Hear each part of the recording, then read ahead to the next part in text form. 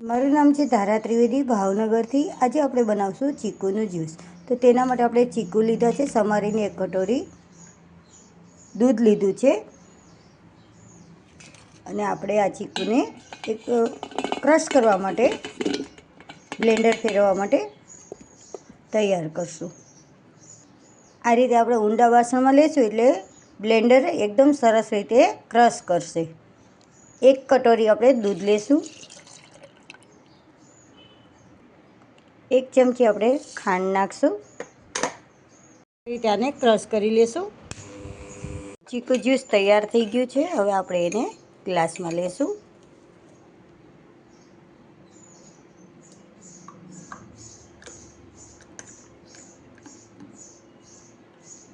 જો તમને ચોકો સિરપ પસંદ હોય તો તમે આ રીતે એડ કરી શકો છો। ચોકલેટ સિરપ પસંદ હોય તો આ રીતે તમે એડ કરી શકો છો। નાના બાળકોને ખૂબ જ પસંદ હોય છે। આનો ટેસ્ટ પણ ખૂબ જ સરસ આવે છે। તો તૈયાર છે આપણું ચીકુ જ્યુસ। તમે પણ બનાવજો અને ગરમીમાં ખૂબ જ મજા આવે છે।